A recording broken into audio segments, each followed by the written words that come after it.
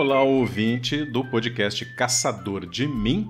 Eu sou André Toledo e este é o episódio número 12, que vai falar do Milton Santos, um brasileiro com B maiúsculo. Lu, seja bem-vinda, vamos conversar sobre esse biografado que encantou as nossas leituras e os nossos olhos, Lu.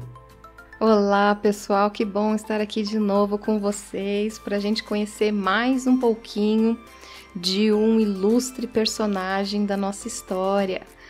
Bora lá, André, que eu tô curiosa com este personagem. Já andei pesquisando algumas coisas super interessantes sobre ele, hein? Sim, Luciene Soares. No episódio anterior, a pesquisa, o roteiro, o incentivo foi seu. E nós tratamos o que no episódio 11, Lu? Falamos sobre Aida dos Santos, incrível mulher que superou todos os obstáculos na vida, as adversidades, indo sozinha para uma Olimpíada, ficando em quarto lugar, sem equipamento, sem material, sem técnico, na modalidade de salto. Ela se formou depois em Geografia, em Pedagogia e em Educação Física e foi professora universitária. Brilhante história. Se você ainda não ouviu, volta lá no episódio 11 e acompanhe. E hoje, vamos lá, Milton Santos, André. E hoje é Milton Santos. Eu falei o brasileiro com B maiúsculo porque realmente engrandece o nosso país, engrandece a nossa ciência, né, Lu? O Milton Santos, ele nasceu em 1926 e faleceu em 2001, aos 75 anos de idade. Ele foi um geógrafo, escritor, cientista, jornalista, advogado e professor universitário. Lu, olha aí quanta coisa, quanta formação, quanta atividade, né? Gente, quanto talento, né? É o que eu falo, as pessoas que são movidas a paixões, elas abraçam o mundo quase e conseguem desenvolver excelentes trabalhos unindo, né, diferentes áreas, que se você for prestar atenção, são todas interrelacionadas. Isso é muito interessante. Sim, Lu. Ele é um dos maiores intelectuais do Brasil, entre outros motivos por isso, né? Por agremiar, juntar essas formações científicas das mais diversas áreas. Inclusive, fazendo a renovação da geografia no nosso país, lá na década de 70, ele é famoso, entre outros motivos, por causa disso. Ele escreveu, Lu, mais de 40 livros publicados no Brasil e em outros países. Sabemos que o livro é a base, né, sólida do conhecimento nas ciências. Isso é bastante importante, que além do estudioso, o professor, o cientista, da sua produção em laboratório, em sala de aula, que ele seja capaz de autoria, porque é assim que se perpetua o conhecimento, e o conhecimento pode ser, inclusive, reavaliado, reconstruído, eu até diria assim, remixado, pelos intelectuais que vêm na sequência, nas próximas gerações. É verdade, André. E, gente, eu lembro quando eu estava no colégio, eu não sei se você era assim, André, quando comprava material no começo do ano, material escolar, vinha aqueles livros didáticos fresquinhos. Gente, que alegria folhear aqueles livros. Ele já lia metade das histórias ali na primeira semana, antes de começarem as aulas, aquele cheiro de livro novo. E a parte de geografia sempre me encantou, porque eu acho que geografia está muito relacionado a ambiente, meio ambiente, é óbvio, né? Afinal, geografia eu estudo também do meio ambiente, que é a minha área. Então, realmente, sempre foi muito fascinante olhar os livros de geografia e saber que ele contribuiu tanto para o estudo da geografia e mudou a forma da gente estudá-la. Maravilha! Sim, ouvintes, levantem a mão aí quem não adorava aquele cheirinho de livro novo, né, Lu? A gente folheava assim. E, de fato, os livros de geografia, os meus prediletos, os de geografia e os de ciência, os de biologia, né? Era o mundo lá fora, os de geografia, o mapa dizendo exatamente onde que a gente estava, a que distância estávamos, né? O mundo sendo descoberto. E, para mim, especificamente, a biologia era um mundo interno, né? Um mundo oculto, mas um mundo cheio de lógica, né? Que a gente ia aprendendo os motivos, né? De um coração bater, dos olhos enxergarem, etc.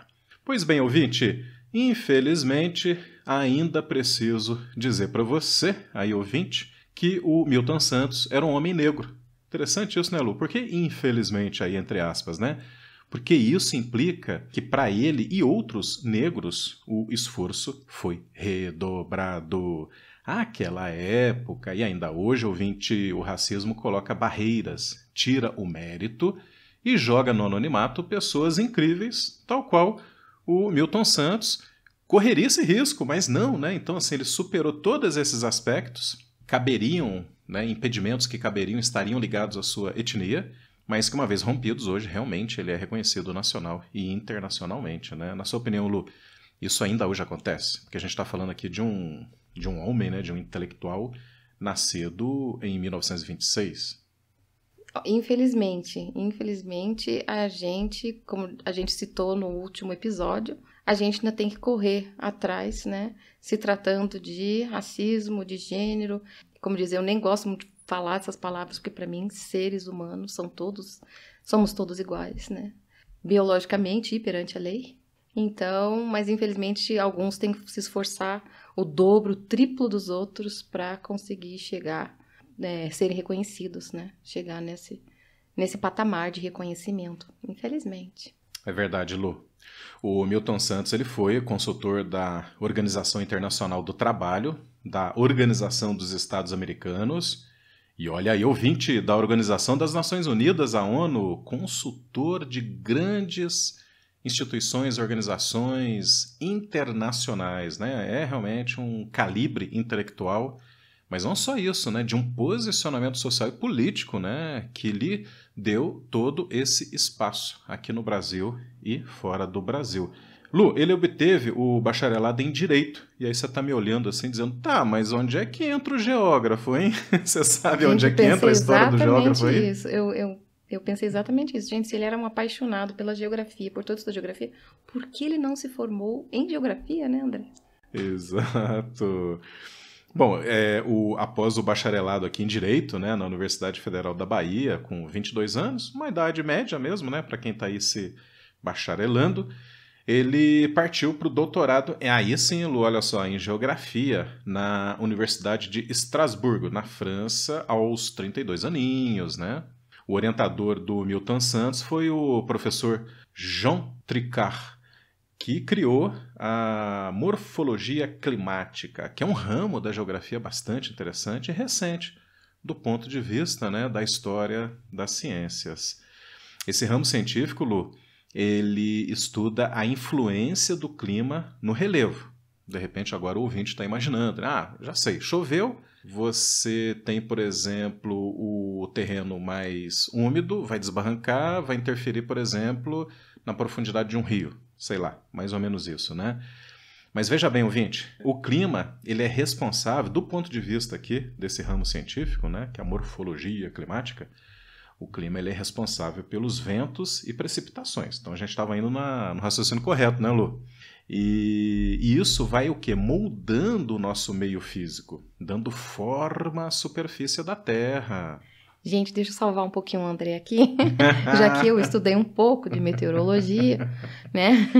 Então, realmente, nenhuma paisagem no nosso planeta ela é estanque, né? É estática.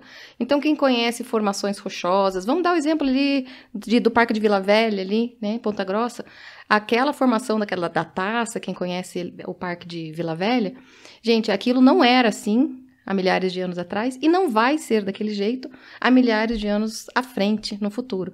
O vento, né, ele vai modificando toda a paisagem. Então, o vento, ele vai levando partículas aos pouquinhos, é óbvio, não é numa geração, nem duas, nem três, que você vai ver a mudança dessa paisagem. E o clima úmido, ele favorece mais ainda essas mudanças. Por quê? Porque além do vento, além da água, você ainda tem micro-organismos que vão decompondo restos orgânicos ali, fazendo com que a morfologia se modifique mais rapidamente ainda. Gostou da aula? Olha aí, ouvinte, a nossa bióloga queridíssima, né, lidando aqui com informações muito mais ricas do que o simples roteiro de pesquisa desse que lhes fala agora. Verdade, né, Lu? Tem os micro-organismos também, tem, que fazem toda a modificação, né, da morfologia geográfica, enfim, né? Então, olha só que interessante, ouvinte, em síntese, né? Por exemplo, em climas áridos, o ritmo evolutivo da paisagem, né, geograficamente ali percebida, ele é mais lento. Enquanto que nos climas úmidos, o que vai acontecer? As alterações morfológicas, de morfologia de forma, evoluem mais rapidamente por esses aspectos que a Lu acabou de nos esclarecer. Muito bem. E ouvinte, como e onde tudo começou com a história e vida de Milton Santos, hein? Bom, ele nasceu em Brotas de Macaúbas, na Bahia, que é uma cidade da microrregião da Chapada Diamantina, a 580 quilômetros da capital, Salvador. E Lu, nesse momento aqui do roteiro, deu uma risadinha assim, né? Naquela intimidade que a gente vai tendo com o biografado, né?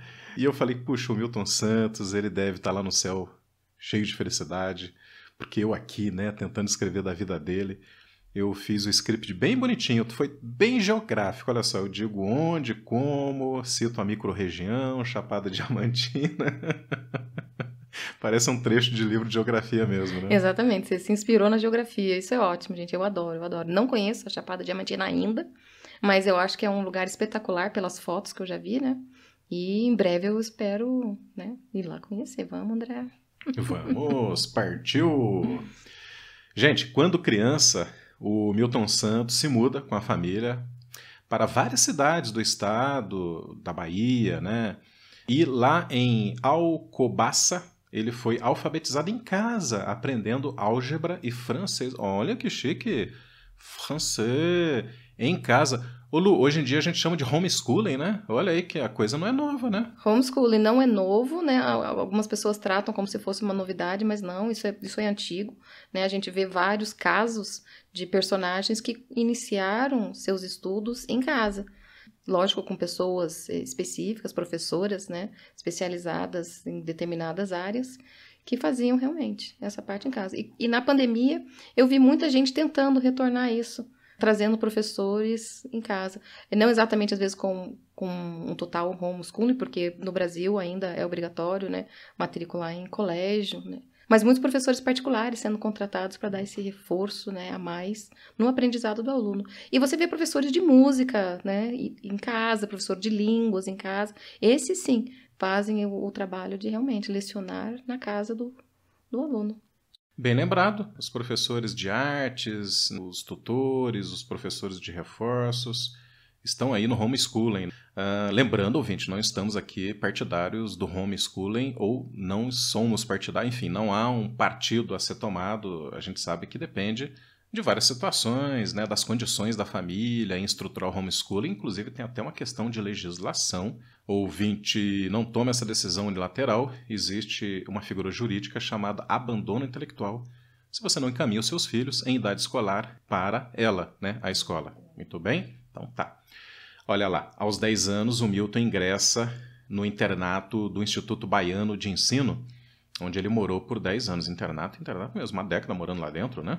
E foi nesse instituto, Lu, que o interesse dele por geografia começou. Olha lá que interessante, né? Ele estava muito inspirado pelas aulas de um tal professor, o senhor Oswaldo Embassai. Eu acho que essa é a pronúncia, né? Mas, de novo, a inspiração. De novo, um professor marcando a vida do seu aluno. Exatamente. É engraçado como a gente já falou isso em alguns outros episódios, como às vezes em criança, adolescente ainda já desperta o talento, a vocação, né, a paixão por determinada área. E nele aconteceu isso, né? Com 13 anos ele já estava ali sabendo mais ou menos a direção, o que estudar, a geografia já encantou. Foi assim, um amor assim que ele reconheceu. Muito bom, excelente. Inspirado por um professor, então é fabuloso. Tudo de bom. Com esses 13 aninhos aí que a Lu citou, ele já lecionava matemática lá naquele instituto, tá, ouvinte? E aos 15 anos ele começa a lecionar geografia. Incrível isso, né? Então, tá realmente na inspiração e na curiosidade, no ímpeto de conhecimento da pessoa, dela se tornar realmente referência no seu campo de conhecimento. Bom, depois do ginásio, o Milton fez o curso pré-jurídico e com 18 aninhos ele vai para o vestibular para Direito lá na Universidade Federal da Bahia, em Salvador. Do jeito que a gente já falou, ele obteve esse bacharelado lá com 22 anos, 23 anos. Eu acho que foi isso que a gente mencionou logo no início do episódio. E ele se forma em 1948. Exatamente aqui, com 22 aninhos. Mas, Lu, não abandonou nunca, o Milton não abandonou nunca o seu interesse pela geografia. Inclusive, ele presta concurso para professor catedrático no Colégio Municipal de Ilhéus, para lecionar onde e como lá, né? E em geografia, exatamente nessa área, em geografia. E além do magistério, o Milton também foi jornalista em Ilhéus, onde ele conheceu sua futura esposa, a Jandira Rocha, com quem teve um filho, que é o Milton Filho. Então, o interessante é que ele começa a sua jornada acadêmica já ao lado do exercício da comunicação, dentro da imprensa, escrevendo textos de comunicação, né, com a grande massa, através da imprensa, gente. Isso vai marcar bastante as condições do Milton, né? Divulgador científico, interlocutor da sociedade, e o posicionamento político dele, que foi bastante forte ao longo de toda a sua vida, gente.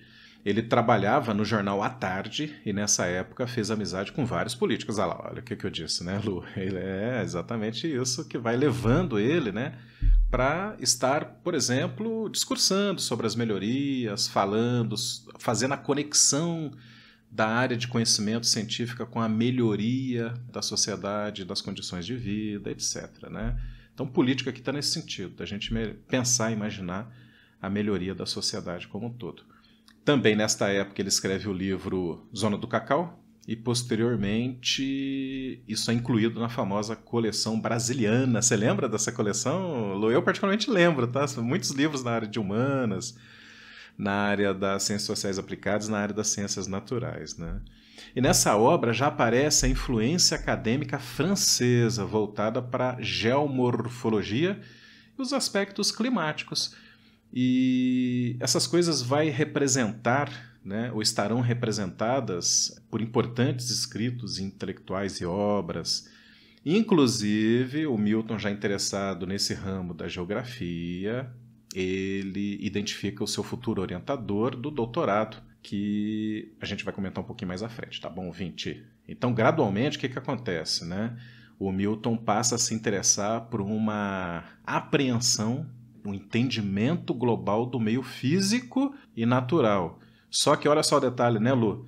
Meio físico e natural, mas o quê? Incorporando o quê? Aspectos sociais e humanos. Por exemplo, demografia, economia, relações que ocorrem dentro da cidade, entre a cidade e a cidade e o campo, né? Isso é bastante interessante.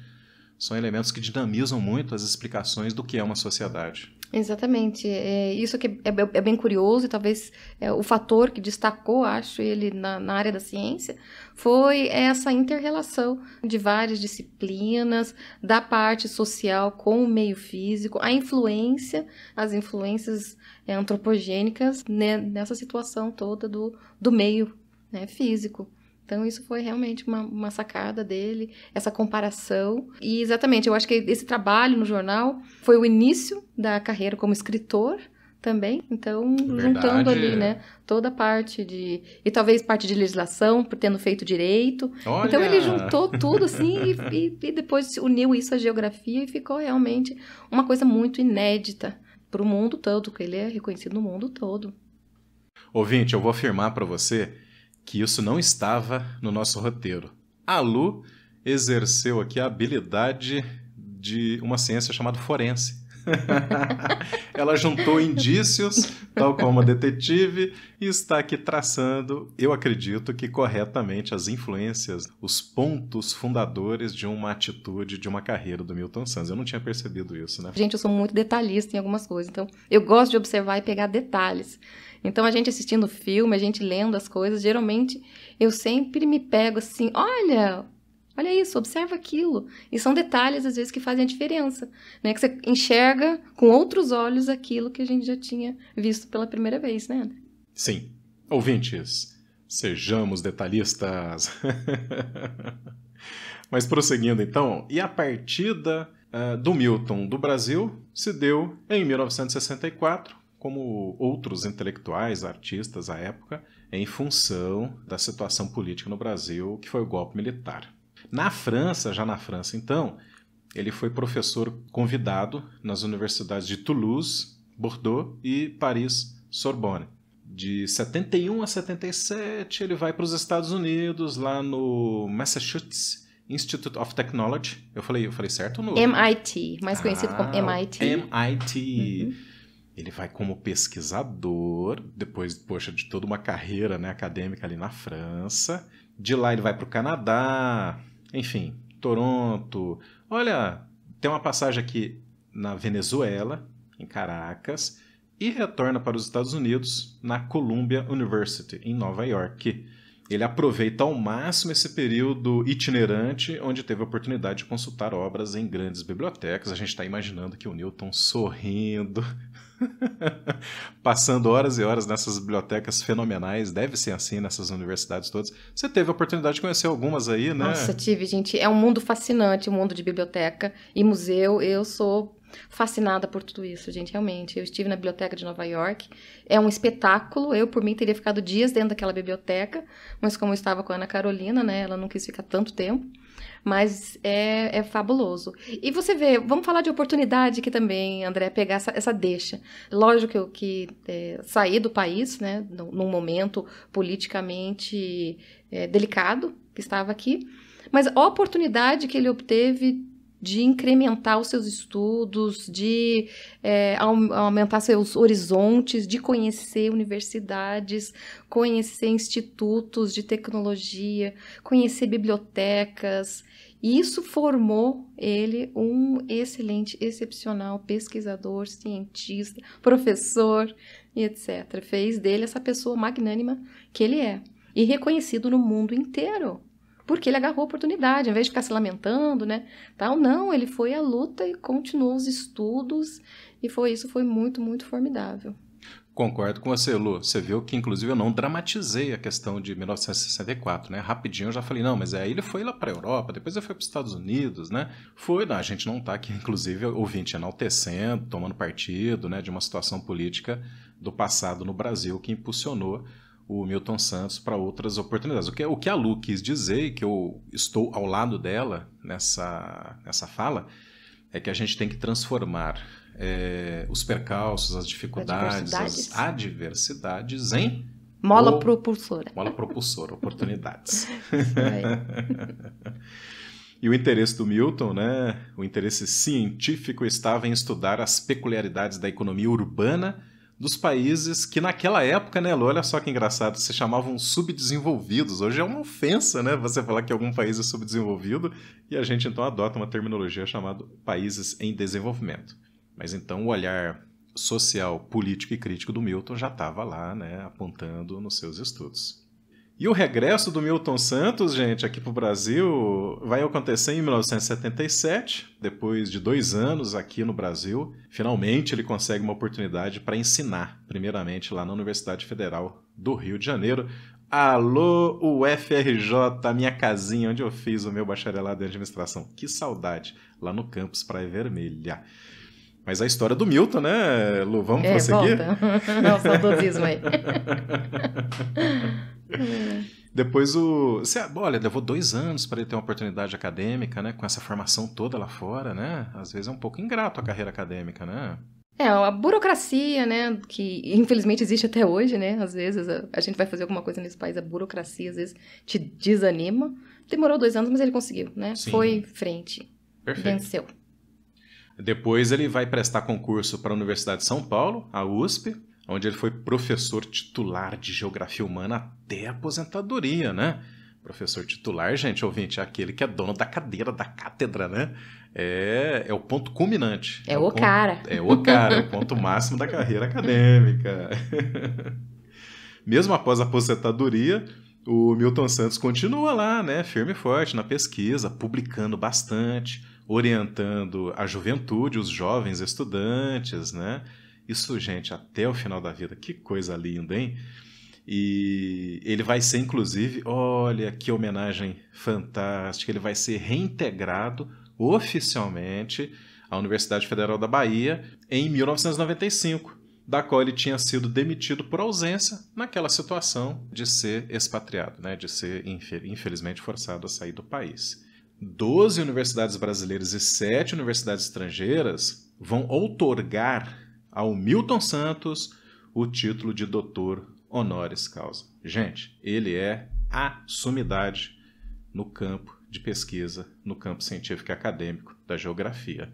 Na sua última fase acadêmica e científica, ele vai publicar o seguinte título: Por uma geografia nova, da crítica da geografia a uma geografia crítica. Eu achei esse título muito provocador. Eu também né? achei incrível esse título.